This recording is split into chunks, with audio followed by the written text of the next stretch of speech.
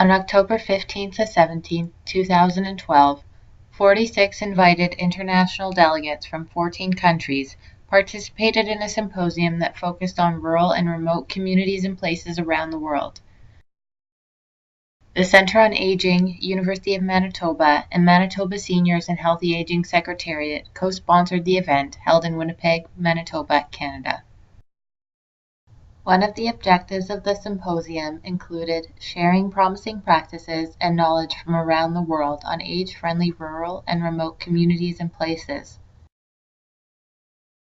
6 delegates were asked their thoughts on age-friendliness in rural and remote communities.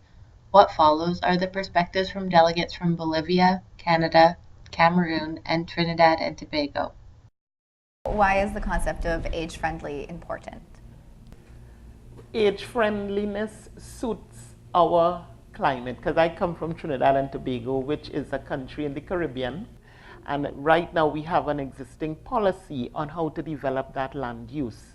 So I can see already where there's already a segue that I can plug into and take this concept back home and then design a strategic plan as to how we could utilize this more.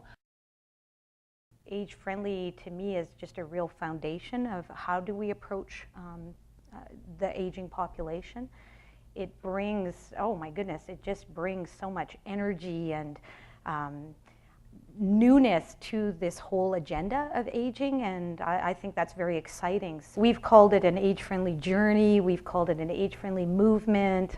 Maybe it's not how you define it, it's what you do with it, and it's been very important in Manitoba because it really has that important focus on seniors, but then it also really looks, because of that lens, it really looks at how it benefits all ages and really does create that community approach to, you know, whether it's solving problems or developing initiatives or projects.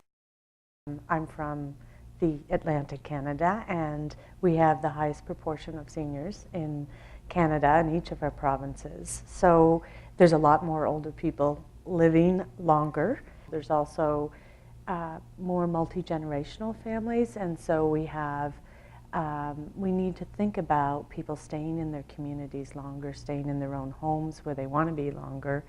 And in order to do that, we have to think about how do our contexts, our spaces, help to facilitate people living where they want to live for as long as possible.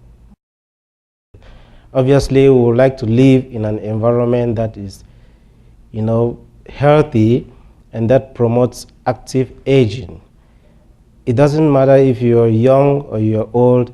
There are some features or services that can enable people to grow well and age in place, especially. Pourquoi la collectivité des amis des aînés est-il important?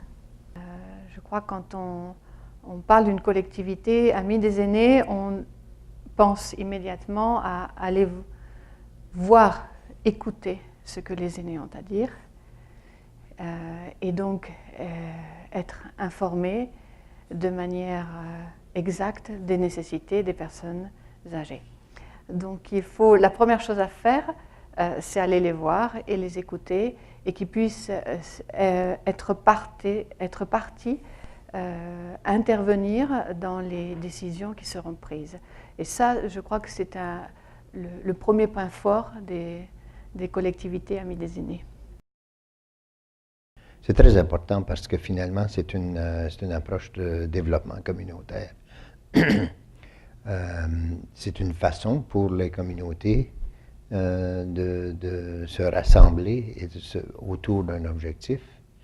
Et c'est un objectif qui est très positif finalement. Alors, c'est utiliser un phénomène. Et pour moi, ce qui est plus important que simplement, c'est important d'offrir plus de services, d'être plus inclusif par rapport aux aînés. Mais ce qui est plus important, c'est une façon d'une communauté, c'est un moyen pour une communauté de se rassembler autour d'un objectif. Why is it important that we discuss rural and remote areas specifically? Rural and remote tend to be more sublime, quiet. some people look at it as isolated and secluded, but really it is not. So it is an opportune time for the rural areas, especially since we had had a whole exodus of our residents from Trinidad and the Caribbean going out to Canada, America, and England during the 50s and 60s. And they are now retiring, and they would like to come back and give. So, I mean, I'd say to you, why isn't it important then? You know, it is important, and why would it not be important? It's really essential when you're talking about age-friendly, you know, whether it's at a very local level or a global level. So it's part of that community, so it's got to be part of that whole discussion. I think it's important to talk about rural and remote because of the differences that rural and remote might have, the challenges that are different in those environments, and also maybe the way that rural and remote approach and deal with some of those challenges.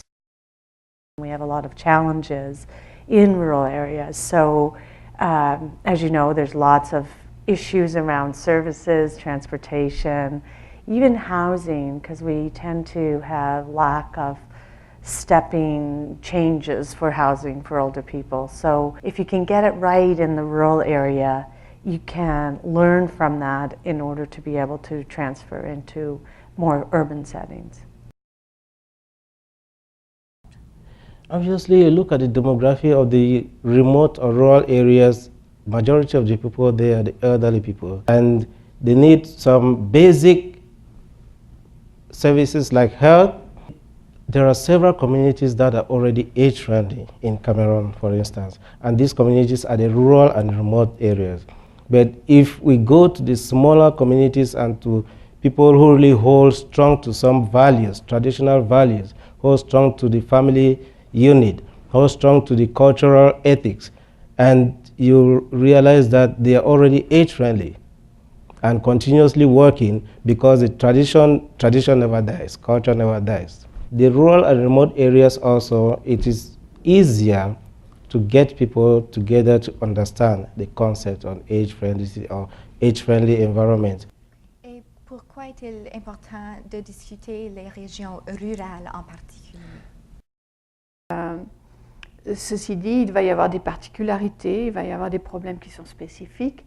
Dans les aires rurales, on a souvent le problème des distances, on a souvent le problème des services, des soins qui ne sont pas aussi développés, aussi disponibles qu'en ville. Donc, c'est important d'aller voir quels sont les problèmes spécifiques que les aînés ont dans leur endroit, dans l'endroit où ils vivent. C'est que, d'après l'expérience qu'on a ici, nous au Manitoba, c'est peut-être dans les régions rurales où on a eu plus de succès, parce que les communautés rurales sont naturellement peut-être plus inclusives, parce qu'il y a des éléments déjà de rassemblement et de lien. Alors, lorsqu'ils s'assoient autour de comment est-ce qu'on devient plus amis des aînés, essentiellement ça peut devenir un autre mécanisme encore de développement communautaire. Et à cause que c'est plus petit, ils peuvent connaître parfois des succès plus évidents